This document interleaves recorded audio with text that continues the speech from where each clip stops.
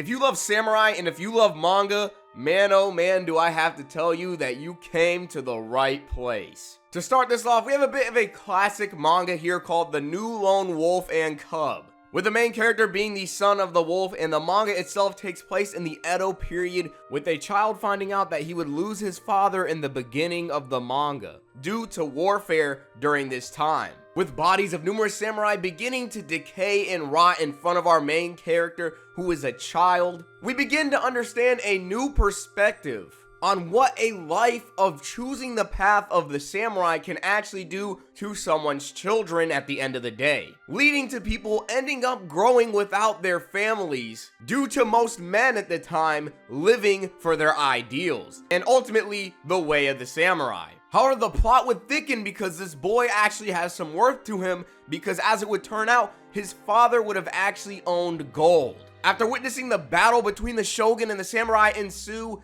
a lone samurai would end up finding this same child and ultimately protect him from any harm that may come his way, because after all, a lot of people actually knew that this child's father had possessed a stash of gold. Which really brings the question whether or not this stranger that ends up protecting the new wolf actually cares about the life of this child that he found in the remains of dead bodies. Or is he ultimately using this kid for his own ulterior motives? I'll let you figure that out yourself, but beneath the surface you'll find a very heartwarming and disturbing story that actually covers many ideologies of samurai who have fully committed to their lifestyle and their goals, with them throwing their own souls into the pits of hell, allowing themselves to become demons. And no, I am not making this up. They literally phrase it the same way in order to make it so that they can do whatever they need to do at a moment's notice. Speaking of a moment's notice, take this moment to like the video and also make sure to subscribe to the channel so I can continue to make more content like this. Also, I'd appreciate it if you watch the entire video all the way through. But a scene that really stuck to me in this manga was a part where everyone was trying their hardest to keep one of the assassins alive in the midst of a storm, with many of them sacrificing themselves just so that he could be their highest chance of defeating the main character's bodyguard. This is how deep their determination and resolve really goes. They will ruin their own memories and lives in order to do what must be done. And you can respect it, because I know I did. Oddly enough, you'd even root for the people that are trying to kill the bodyguard and the child, because you can understand them, what they've been through, and what exactly it is that they're throwing away in order to kill this child. While the other side of people actually end up sacrificing themselves in order to save the child. It's a tightrope and an ongoing war for this kid's life. Seeing so many people lose their lives to honor or guilt in order to protect this kid definitely makes it hit a ton of emotional chords. And you haven't even noticed yet, the artwork looks phenomenal. It definitely has a classical anime feel, and that is one thing when it comes to this manga. If you're definitely for the classics and old school manga or a classic samurai story, then this is the one for you. Alright, with this next manga, Bestia, things are going to start getting a lot weirder. Maybe not with the entirety of every other manga I mentioned, but definitely this one.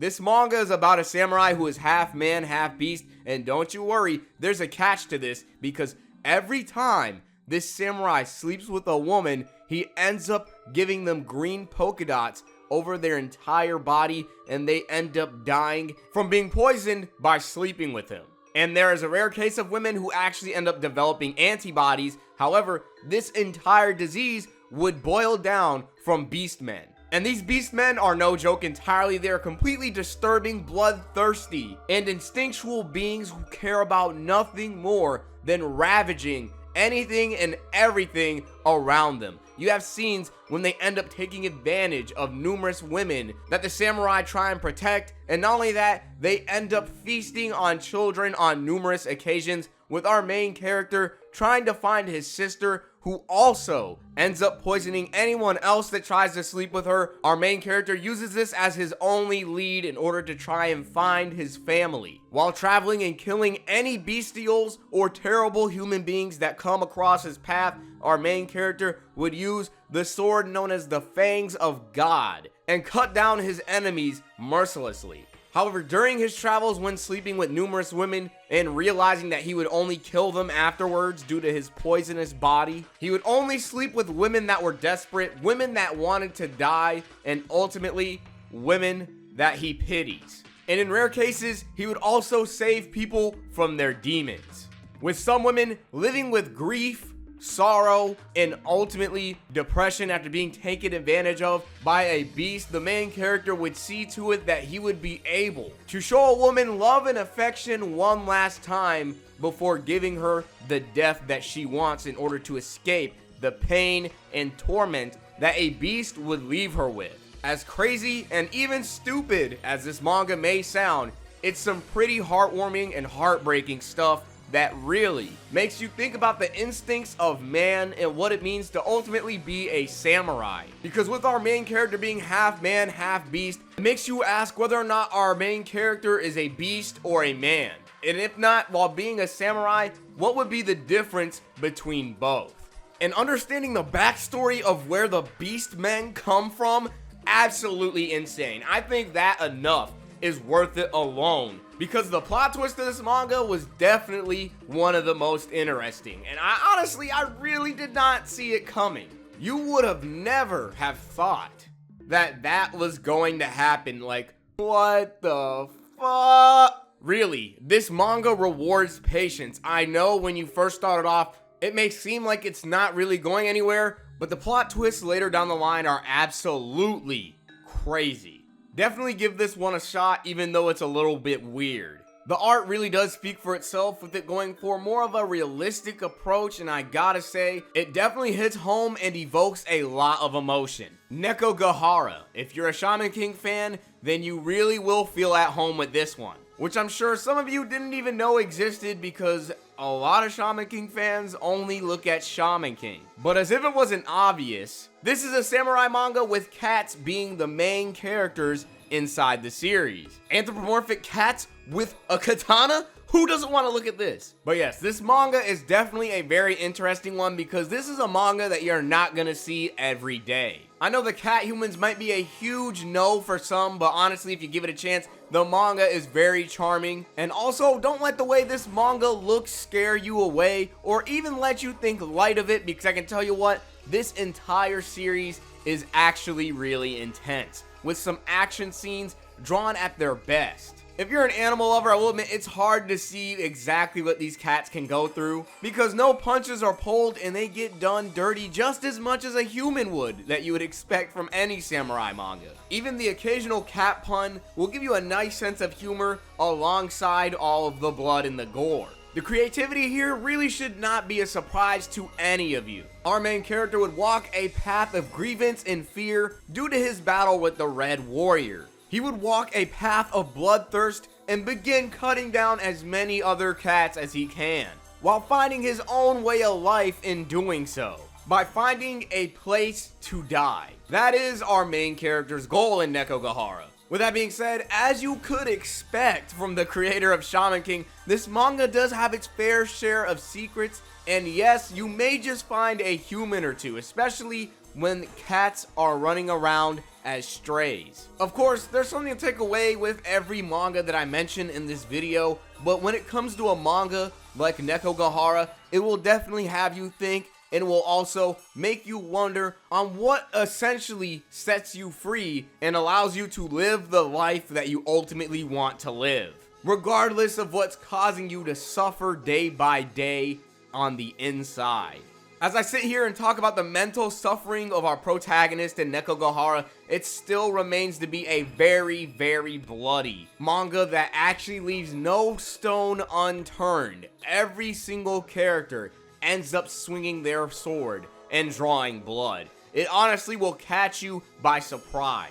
Especially when you look at this manga, you're not going to expect it to be as crazy as it is. And when it comes to the artwork, Man, did you expect me to post a manga on here that does not have good art? Let's just look at the choreography in Neko Gahara and take in some of its vistas. It's really amazing. The artwork really does emphasize how much action there's going on screen, and the detail here is always impressive. And once again, from the creator of Shaman King, this is to be expected. It's expected to have amazing character designs, action that really just shows off, and the power that each and every sword swing has in its own respects. Give it a shot, because this one definitely deserves a chance, especially with it being out for so long. No one talks about it, and honestly, I'm tired of people not talking about Neko Gahara. So of course, I had to be the one to do it. No one batted an eye towards this, and it's a shame, really. Here we have Goku Strays. Of course, after talking about so many classics, it's only natural that we begin to mix it up. In Goku Strays, we have our main character Kasane actually end up teleporting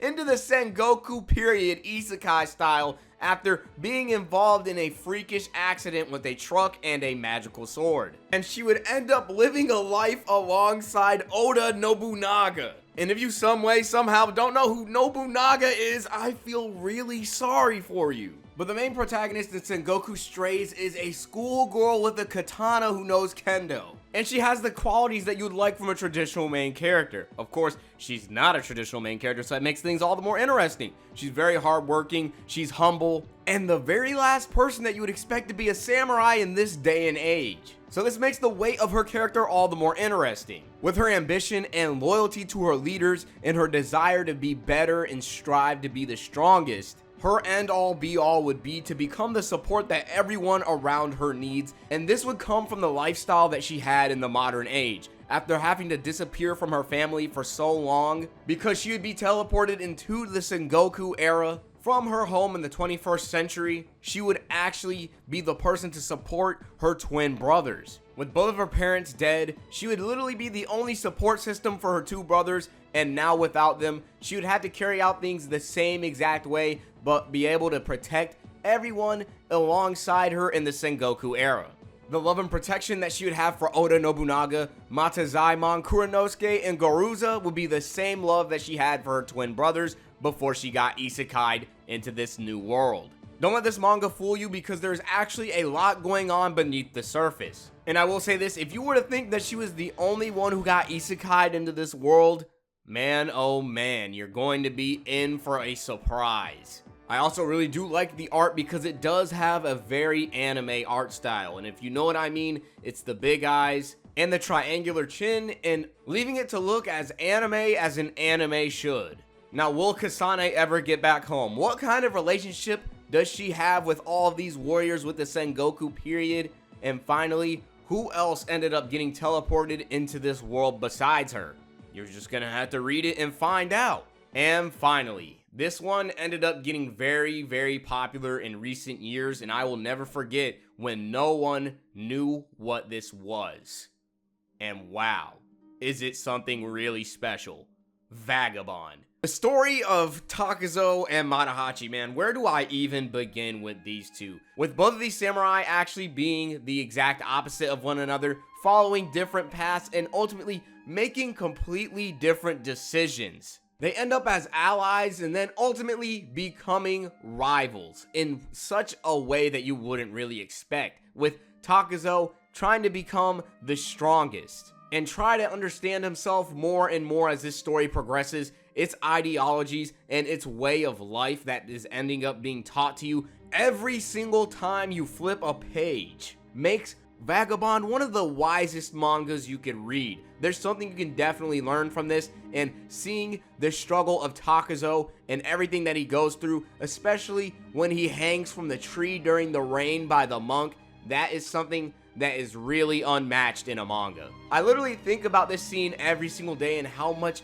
Takuzo had to contemplate on the path that he was taking in life and truly understand what he really wanted out of his life, rather than being a rabid animal with a sword killing anyone that got in his way. Now he fulfills a life purpose, and when he finally begins to understand this purpose and seek it out, you ultimately just want to see him win at the end of the day, because every victory for this character is earned. Nothing is ever free for him. He gets humbled on so many occasions, and he bounces back and begins to learn something new every single step of the way. Seeing him grow from being an immature, bloodthirsty child to a man with a purpose and a goal is one of the best character arcs you could ever ask for in a manga. Everyone always praises Vagabond for its art, but they always forget how amazing its story is. That's one thing that no one ever talks about,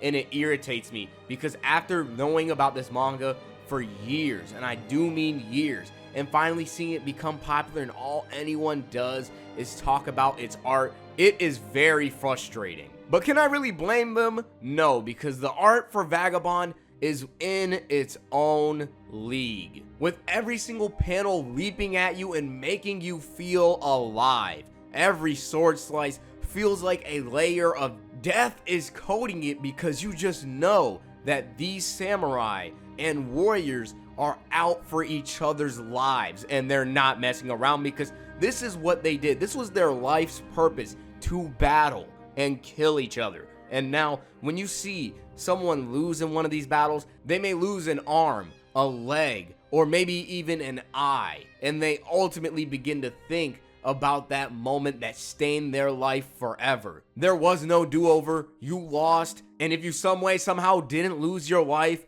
you will never ever be able to fight a day in your life again. And that's if you weren't spared, only to be humiliated by your rivals the next day.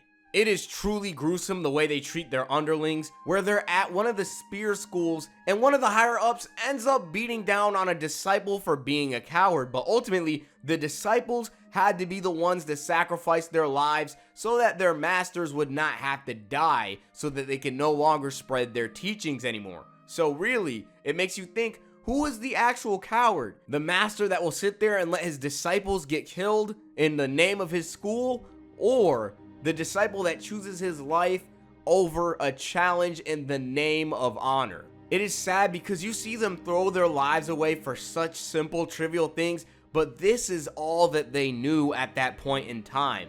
This was their lifestyle. All they could do was swing a sword and maybe drink booze and sleep with a few women. Other than that, their lives were cut short because they had nothing else going on. Their lives did not have meaning, and so if you weren't dying for honor, you weren't dying for your pride as a warrior, then you weren't living at all. And this was the same lifestyle Takazo had until he decided to become the strongest. Now, Matahachi is more than likely someone who prefers booze and women over taking lives and swinging a sword. And his downfall and his new upbringing is definitely one thing that you want to look forward to. Because like I said, there is a rivalry in this story, and this is a rivalry that everyone needs to be talking about. I won't say too much, but definitely make sure to check this one out immediately.